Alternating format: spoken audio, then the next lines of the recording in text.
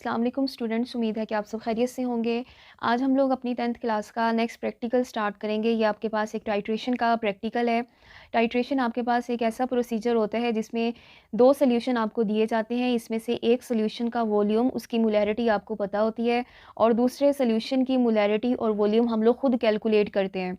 ठीक है, जिस सॉल्यूशन की मोलैरिटी आपको पता होगी और जिसका वॉल्यूम आपको पता होगा उसको बोलते हैं स्टैंडर्ड सॉल्यूशन, और जिसकी मोलैरिटी आप कैलकुलेट करना चाहते हैं वो हम टाइट्रेशन प्रोसीजर को यूज़ करते हुए आसानी से कैलकुलेट कर सकते हैं।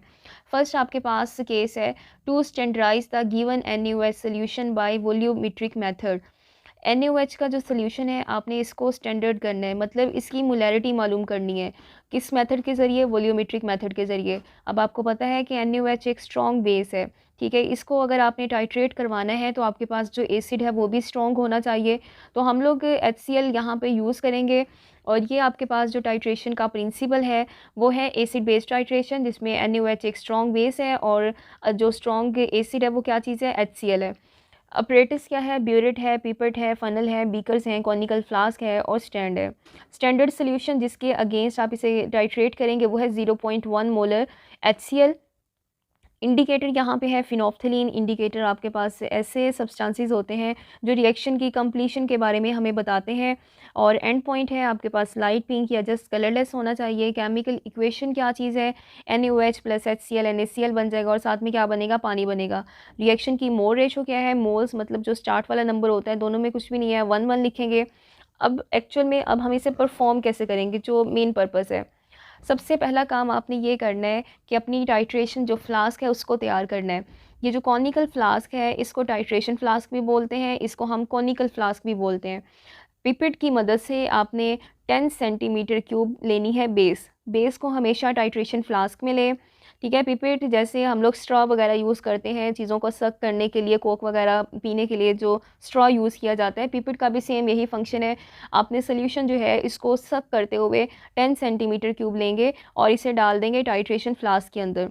सेकंड काम आपने ये करना है, ड्रॉपर की मदद से इस टाइट्रेशन फ्लास्क के अंदर फिनोफ्थलीन इंडिकेटर डालना है। 2 से 3 ड्रॉप आप लोग ऐड करेंगे। पहले सोल्यूशन होता है कलरलेस, लेकिन जैसे ही फिनोफ्थलीन ऐड करते हैं सोल्यूशन का जो कलर है वो आपके पास पिंक होना शुरू हो जाता है, डार्क पिंक सा कलर होता है, ठीक है। उसके बाद फिर आपने क्या करना है, क्योंकि फिनोफ्थलीन स्ट्रॉन्ग बेस के साथ पिंक कलर प्रोड्यूस करती है। नेक्स्ट ये आपके पास एक स्टैंड है, आयरन स्टैंड बोलते हैं, और फिर हम लोगों ने लगानी है, इसकी एडजस्टमेंट थोड़ी करनी है। ब्यूरेट लगाएंगे। ब्यूरेट जो है उसकी रीडिंग 0 से लेके 50 सेंटीमीटर क्यूब तक होती है। ब्यूरेट के अंदर आपने फिल करना होता है HCl, ठीक है। HCl फिल करेंगे और फिर इसके बाद अब आपने स्टार्ट करनी है टाइट्रेशन। अब फिलिंग का ख्याल रखना है कि हमारे पास यहाँ पे ब्यूरेट के अंदर जो सोल्यूशन फिल किया जाता है, अगर तो वो सोल्यूशन है कलरलेस तो आप रीडिंग लेते हुए उसकी लोअर मेनिस्कस काउंट करेंगे। मेनिस्कस किसे बोलते हैं? ब्यूरेट के अंदर जो आपके पास लिक्विड की लेयर होती है उसको मेनिस्कस बोला जाता है। कलर्ड सोल्यूशन के अंदर हम लोग क्या करते हैं, अपर लेयर लिक्विड की काउंट करते हैं, लेकिन कलरलेस सोल्यूशन के अंदर हम लोग लिक्विड की लोअर लेयर को काउंट करते हैं, ठीक है। उसके बाद आपने क्या करना है, यहाँ से टाइट्रेशन फ्लास्क को इसके नीचे रखेंगे।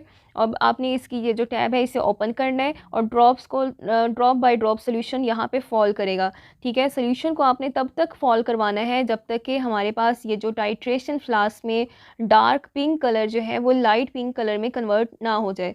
आप तब तक ऐड करेंगे जब तक कि लाइट पिंक कलर आपको नज़र आना शुरू हो जाएगा, तब आपने इसकी जो टैब है नॉब इसे बंद कर देना है। अब आपके पास वॉल्यूम की कैलकुलेशन करनी है, ठीक है। फिर आपने नोट करना है 0 से लेके कितना वॉल्यूम यूज़ हुआ है HCl का, इसके कलर को चेंज करने में, इसका एंड पॉइंट लेके आने में।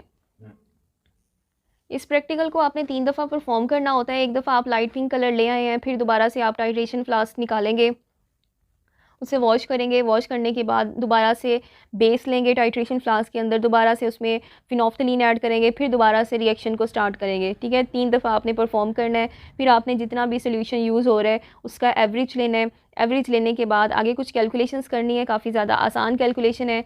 वॉल्यूम ऑफ HCl कितना यूज़ हो रहा है, 10 यूज़ हो रहा है जो ब्यूरेट रीडिंग है। NaOH आपको पता होता है कितना है, वो भी 10 है। मोलैरिटी ऑफ HCl ये भी आपको पता है 0.1 मोलर है। मोलैरिटी ऑफ NaOH ये निकालना चाहते हैं क्योंकि उसने कहा था standardise the given NaOH। NaOH को आपने स्टैंडर्ड करना है। नंबर ऑफ़ मोल्स इक्वेशन से पता चले, number of moles of HCl NaOH आपको इक्वेशन से पता चलते हैं।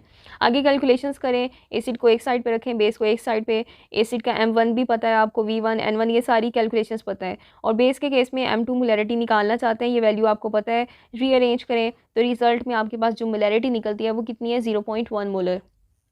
आगे नेक्स्ट आपके पास जो दूसरा प्रैक्टिकल है, प्रैक्टिकल नंबर 3 है, वो भी इसी की टाइप है, standardise the given HCl solution by volumetric method. अगर आप नोट करें लास्ट प्रैक्टिकल में था कि स्टैंडर्डाइज द गिवन NaOH, अब यहाँ पे क्या है, स्टैंडर्डाइज द गिवन HCl, मतलब HCl की मोलैरिटी यहाँ पे निकालनी है। सेम वही प्रोसीजर है, ये इंडिकेटर्स वगैरह, स्टैंडर्ड सोल्यूशन, ये तमाम चीज़ें आपको प्रैक्टिकल में मेंशन करनी पड़ती हैं। अगर ये प्रैक्टिकल आता है अपरेटस, ये तमाम चीज़ें, डायग्राम्स आप नहीं बनाएंगे, ये तमाम कैलकुलेशन प्रोसीजर और इसका रिज़ल्ट लिखेंगे, और रिज़ल्ट के साथ साथ आप टेबल और ये कैलकुलेशन करेंगे, ठीक है। और ये काफ़ी इजी प्रैक्टिकल है और इम्पॉर्टेंट भी प्रैक्टिकल है।